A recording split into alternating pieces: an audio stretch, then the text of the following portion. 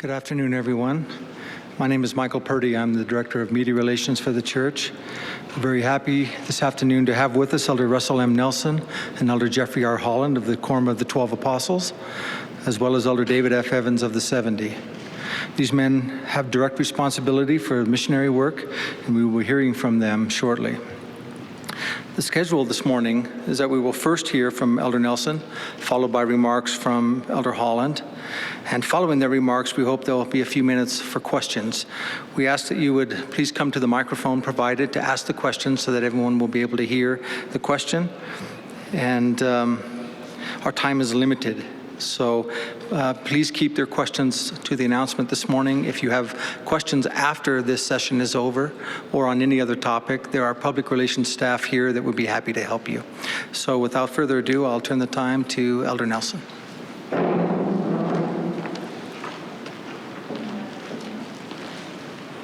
Welcome, dear friends. My name is Russell M. Nelson, one of the 12 Apostles. One of my assignments is the privilege of being chairman of the Missionary Executive Council. So we're thrilled by this morning's exciting announcement by President Thomas S. Monson, quote, "All worthy and able young men who have graduated from high school or its equivalent, regardless of where they live, will have the option of being recommended for missionary service beginning at age 18 instead of 19. Then he added, able, worthy young women who have the desire to serve may be recommended for missionary service beginning at age 19 instead of age 21. Close quotation. This matter has been studied prayerfully over many, many months. This is an option that will allow more young men and women to enjoy the blessings of missionary service. The mural behind us reminds us of a mandate the Savior extended to his followers: go into all the world and preach the gospel to every creature. From the earliest days of the church, that mandate has been followed. More than 1 million missionaries around the world have been called to serve. With President Monson's announcement this morning, we are accelerating our efforts to fulfill that mandate and give more young men and women an opportunity to participate in that divine commission. Let me be clear, we are not suggesting that all young men will or should serve at this earlier age. Many will still prefer to start at age 19 or older. Neither are we suggesting that young women are expected to serve or that they do so at age 19. Many will still prefer to serve at an older age or not at all. Their voluntary service is valuable and most welcome. These age adjustments are new options now available to bishops in evaluating what is best for each of his youth. Young men or women should not begin their service before they are ready, spiritually and temporally. We're thankful for each missionary who serves voluntarily at his or her own expense to so bless the lives of other people. Schooling, family circumstances, health, worthiness, and personal preparation remain, as always, important considerations for the timing of missionary service. We've had much experience with 18-year-old missionaries. Over the past decade, permission has been given for young men from 48 countries to serve at age 18. This experience has been very positive. As President Monson mentioned today, we have found that these missionaries are capable and qualified to serve. Meanwhile, in the USA and other countries where the minimum age for the elders has been age 19, more and more exceptions have been requested by their own priesthood leaders because of individual educational opportunities, scholarships, athletic opportunities, and even military obligations. Now we will have a single policy worldwide. This adjustment will be a blessing in the lives of many young men and young women who are eager to begin their missionary service. It will also be a great blessing for their families now and in the future. We hope that many will seize this opportunity. We hope that it will also allow our youth greater flexibility in planning for their schooling, careers, marriage, and military obligations when and if needed.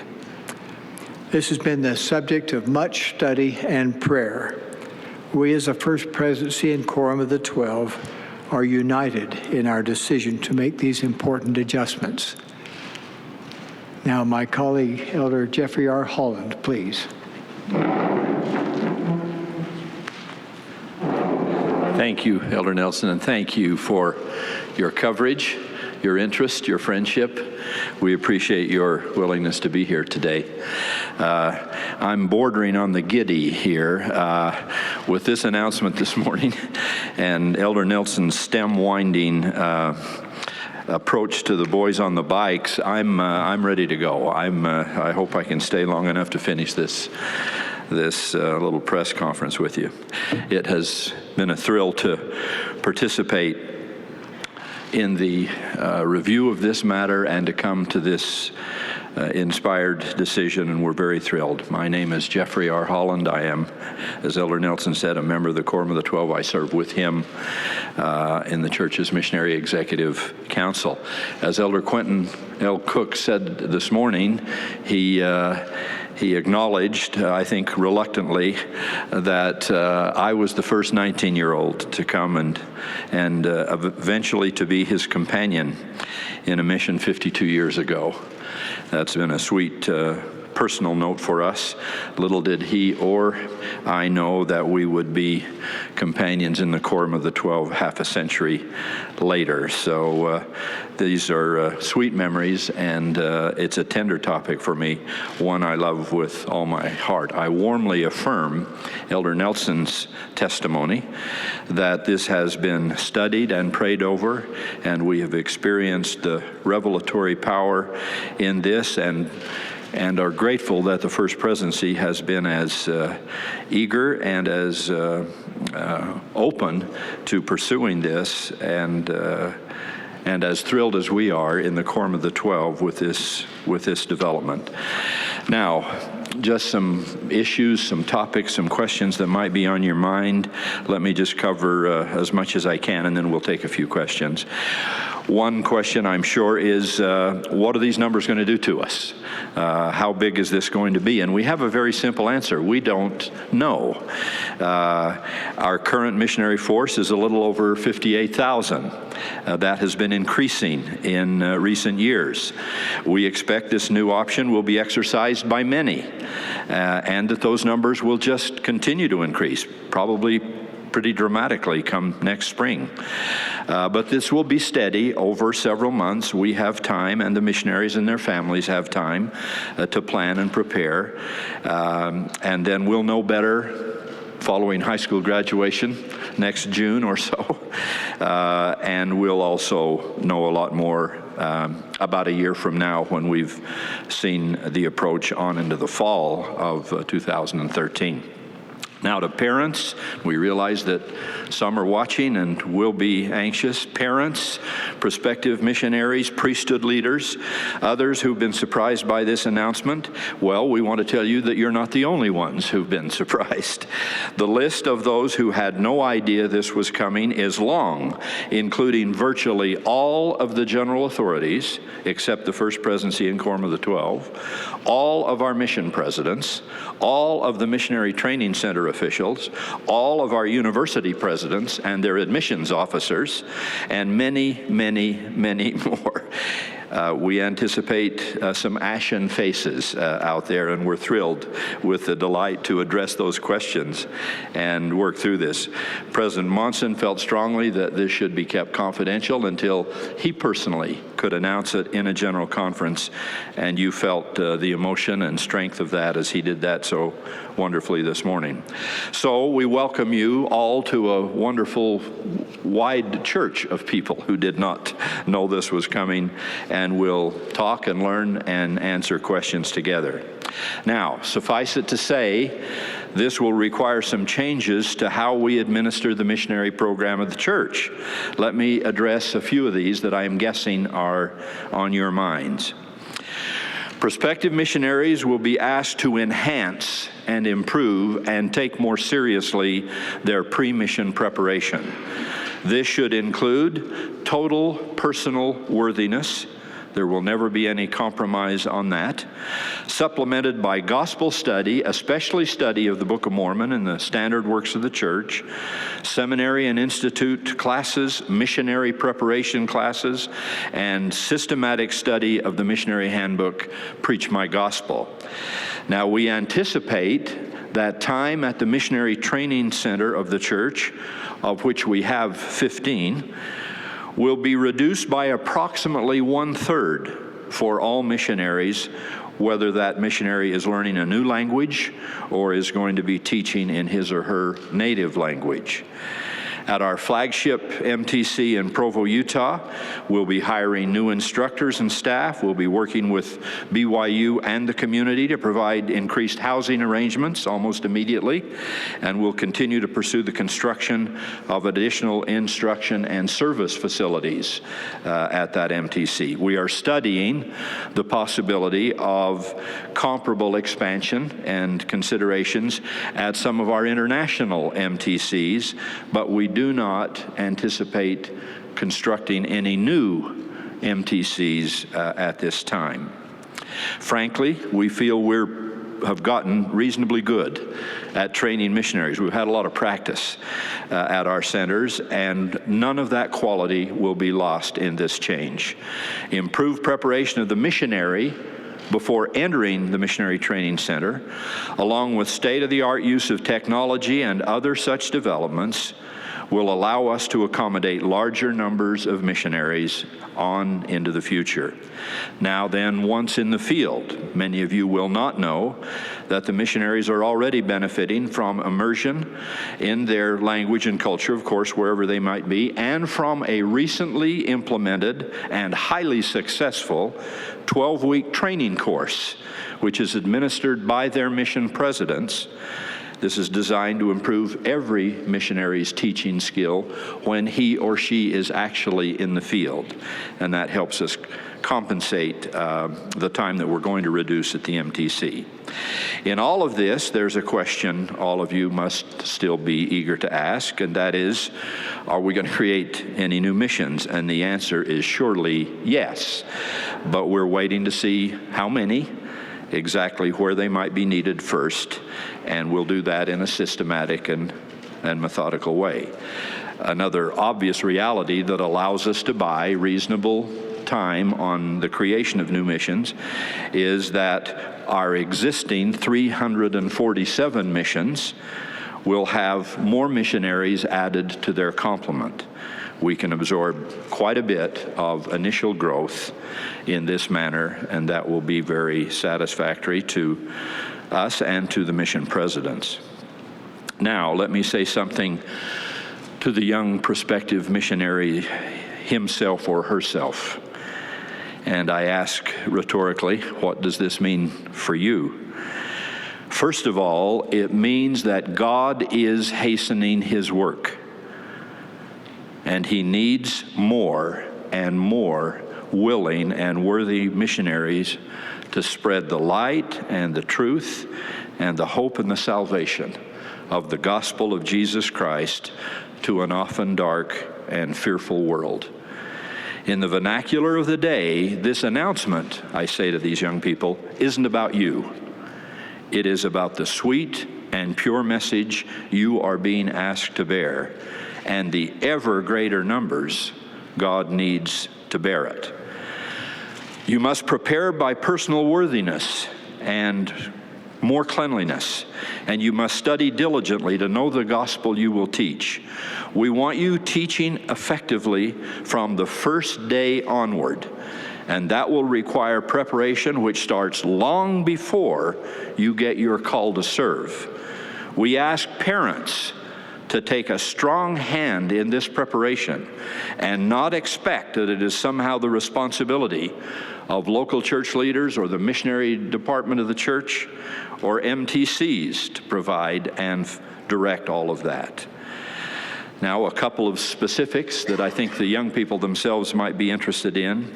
120 days prior to your birthday or your availability date, and that includes high school graduation, you may be recommended by your bishop and stake president for full-time missionary service. Young men may enter the MTC after your 18th birthday and high school graduation. Young women may enter the MTC after your 19th birthday. Now, just some concluding general observation, and we'll direct some questions that Elder Nelson and Elder Evans are eager to answer. As President Monson said, and as we have repeated here, and as Elder Nelson has just said, this is an option and a wonderful opportunity. It is not an edict or a mandate. Not all young men will choose to enter missionary service at age 18, nor will all young women who choose to serve a mission do so at age 19. In an ever-growing church that needs ever more missionaries, this is simply another option. We hope many will take advantage of it. We think that many will want to serve earlier in order to facilitate educational, military, marital, or many other future pursuits. Missionary service remains a priesthood duty for young men. That has been said emphatically. It was said by President Monson. We put great emphasis on this for our Aaronic priesthood bearers through their years as a deacon, a teacher, and a priest. We hope all who are physically and emotionally able to serve will do so following their ordination to the Melchizedek priesthood. We do not express that same expectation for young women in exactly that way, not exactly the way we do for our young men. And there are some places in the world that sister missionaries cannot serve. But those who do serve are stunningly successful, and we enthusiastically welcome your service. Personally, I am absolutely delighted if this change of policy allows many, many more of our young women to serve, a prospect that thrills me.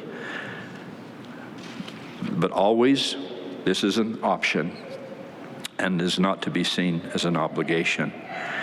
Now, some will ask why the difference in ages for young men and women. My friends, please, we have had a lot of experience in full-time missionary service, and we have learned there is value in having at least some separation between the ages of the men and women who are serving. And it works best when the sisters, rather than the elders, are the older. Let me also say, with love and some emotion,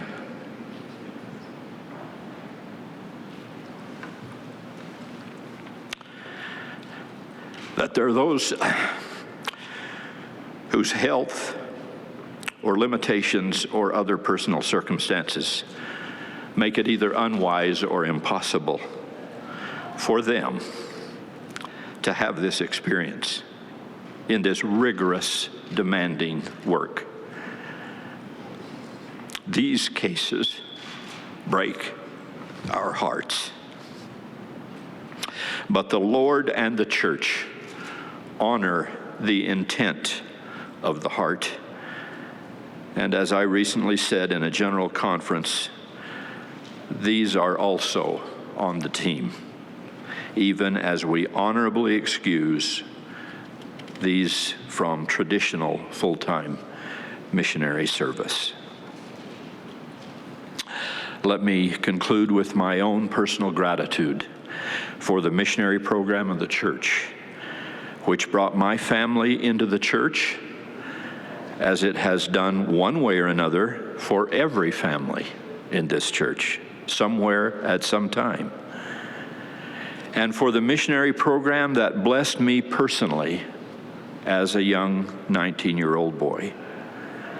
I have gone around the world with my missionaries whom I love, and have said with fervor and honesty of heart that no young man was ever more affected by a mission than I was.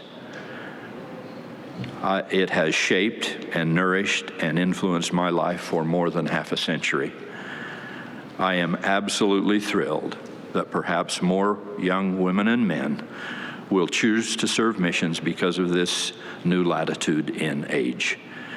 I love missionaries. I love being with them. I love teaching them. I love encouraging them. I just plain love them. The strength of their faith, the power of their testimonies, the degree of their sacrifice, the goodness of their lives inspires me to no end. It is obvious that the Lord loves them as well, to entrust them with his precious gospel at such tender ages. We'll now be happy to take a few questions in the time we have remaining. Please come to the microphone.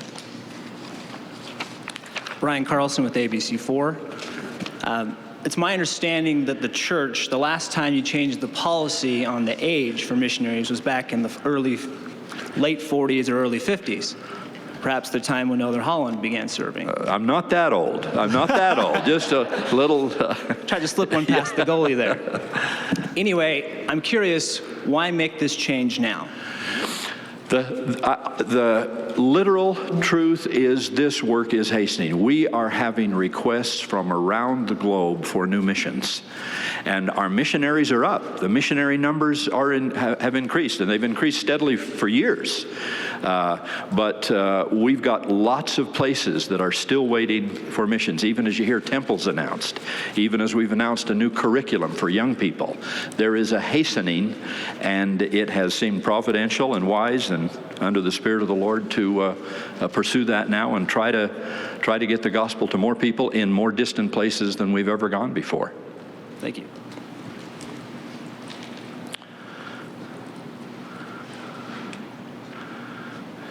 David Bresnahan, American Chronicle. I'm aware of older missionaries serving as well. Wonder if there's any comment about the upper age for which young people might decide to serve, and if there's encouragement for them. In fact, I have personal knowledge of my son's companion at the MTC right now is 25. So would you address that? A perfectly good question. Elder Evans, please. Thank you.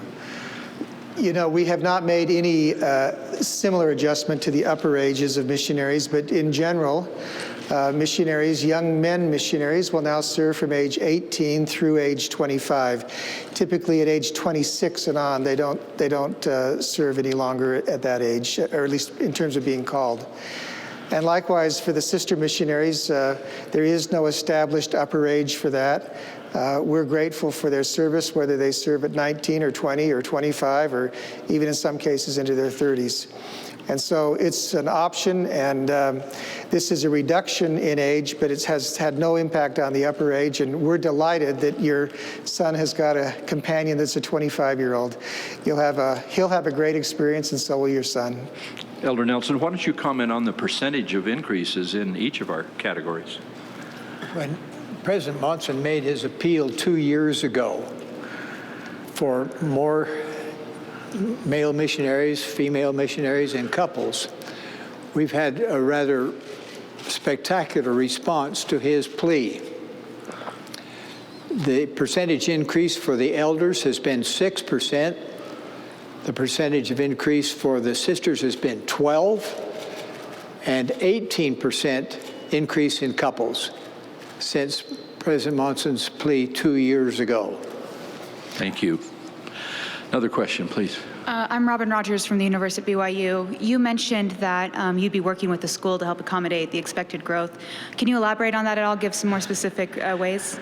Well, particularly for the MTC in Provo, that is part of the that's part of the BYU campus. I know something about that, and so that will all have to be coordinated closely for just standard things like food service and laundry service and housing capability, instructional facilities. I mentioned technology. We do all of that in concert with BYU, and President Samuelson doesn't know any more about this than you do. So we'll be visiting with them and with others who have comparable interests at other institutions. But Provo's quite poignant because it's our host campus for all of the services we're providing there for what on any given day is 3,000 or 4,000 missionaries.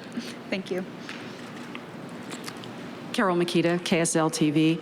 Will you talk about the success of the 18-year-olds in the 48 nations where they have already been serving over this last decade and what you have learned from that experience? I'd love to. Elder Nelson, that seems ripe for you. We've had such experience, and a lot of it's been under Elder Nelson's supervision. Country by country, petition has been made to the First Presidency for 18-year-olds to serve. And that's been done because in some countries there's been restrictions on breaking into educational cycles or because of military responsibility. Regardless of the reason and the length of time, our response by the mission presidents has been universal.